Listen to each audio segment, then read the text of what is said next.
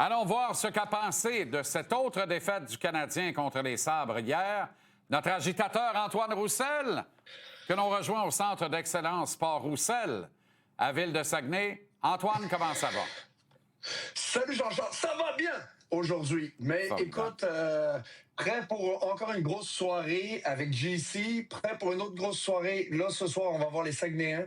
Écoute, les Sags qui remplissent le Colisée, le centre Georges Vézina. Puis ça, c'est exceptionnel. Tant mieux. Écoute, ça va être encore un gros moitié-moitié. J'y compte bien. Ben oui, le Georges Vézina rempli, le moitié-moitié doit bien être rendu à 1 million. Ben écoute, je serais pas surpris que cette année, mais peut-être pas, tu sais, pas là, mais en séries éliminatoires, ça fracasse le million. Je serais vraiment pas surpris. C'est absolument extraordinaire. Tu sais que tu peux t'inscrire au moitié-moitié de chez toi via le site Internet. Ben oui, je le sais bien, c'est ça la beauté de l'affaire. Être inscrit à chaque match, là. C'est ça la beauté de l'affaire. Parle-moi de ça. Exact.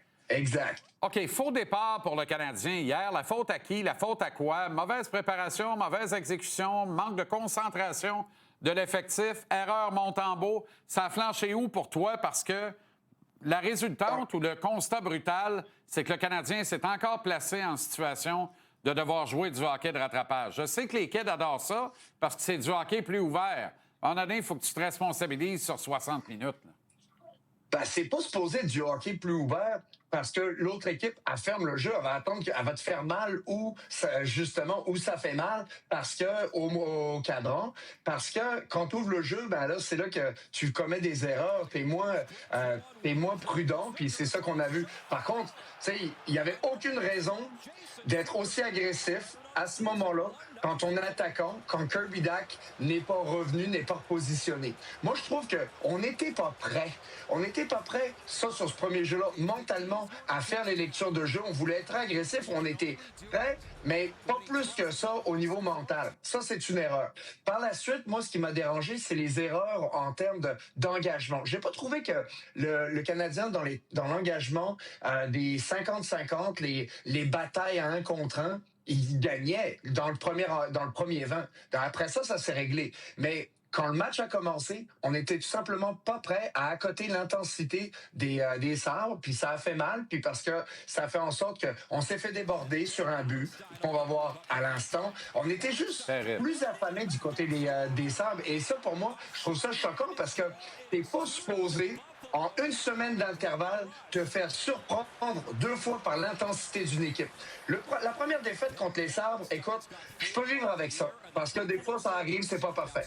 La deuxième fois, c'est pas acceptable. Et si ça réarrive la semaine prochaine, écoute, là, il va falloir avoir une sérieuse introspection de notre préparation. Bien, je regarde le style des Sabres, là. Ils font rien de compliqué, ils font toutes les affaires simples. Ils respectent la game de hockey dans les bases fondamentales de la game du hockey.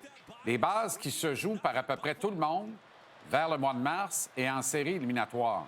Mon constat, moi, Antoine, je suis curieux de t'entendre, le Canadien, par son style de jeu plus spectaculaire de type les jeux de la semaine, c'est parfait, ça convient bien, ça gagne des matchs, mais c'est pas un style qui est adapté pour le hockey de fin de saison et de série. Et le Canadien n'a pas de fun quand il joue un club méthodique comme celui des Sabres, qui plus est quand le club a de la grandeur et de la grosseur. Ben, t'as tout à fait raison, et ça vient de la maturité. Par contre, la semaine passée, je trouvais que, tu sais, ils ont donné des buts. Après la défaite contre les Sabres, ils se sont ajustés. Ils ont probablement joué leur meilleur match de la semaine à ce moment-là. J'ai vraiment aimé ce que j'ai vu. Puis, c'était mardi dernier, à vrai dire. C'était un de leurs plus beaux matchs. Et ça, là, c'est pas complexe, là, Jean-Charles. Là. Ils ont fait les choses simples. Les meilleurs joueurs, rondelles en fond de territoire, ils étaient méthodiques, comme tu viens de le mentionner. En fait, ils ont appliqué la recette des Sabres aux autres équipes. Maintenant, en fait, là, pour passer à la prochaine étape, pour passer au prochain palier du côté du Canadien dans cette fameuse reconstruction, c'est d'être en hockey, d'être en acceptation, d'être bien avec le fait de jouer des matchs serrés, bien avec le fait de jouer des matchs où tu n'as pas beaucoup d'espace et d'envoyer la rondelle en fond de territoire. C'est ça, c'est la constance là-dedans qui va faire la différence que tu vas être prêt le premier match de séries éliminatoires. Parce que si tu n'es pas prêt à faire ça, tu vas te faire frapper en plein visage, puis tu vas te retrouver acculé au pied du mur, tu vas partir la série 0-2, puis tu vas te dire, comment ça se fait qu'on est rendu dans ça? Ben, parce que t'étais pas préparé. Là, c'est une bonne nouvelle. Jean-Charles, il y a encore plein de temps pour s'ajuster, pour améliorer et s'améliorer dans cette facette de jeu-là. Et il y a tout est possible sur la table pour que ça soit fait, mais il faut que ça devienne la routine, il faut que ça devienne constant. OK, parlons de Zachary Bolduc. Lui méritait un meilleur sort hier. T'sais, il était engagé, il a joué un bon match. Martin l'a enfin vu, s'est enfin rappelé de lui. L'a muté à la place de Doc avec Suzuki et Caulfield. Lorsque le Canadien a retiré Monty pour créer l'égalité en fin de match, c'est Bolduc qui était sur la glace avec le contingent des 5 autres. Malheureusement, on s'est fait scorer là-dessus. J'aurais tant aimé qu'on marque, juste pour que Martin garde une bonne vapeur, un bon souvenir. Sur cette séquence-là qu'on n'a pas vue au complet, là, il frappe à la porte. Il sort avec le 2 de plus. C'était pas mérité. Il a fait, à mon sens, son travail.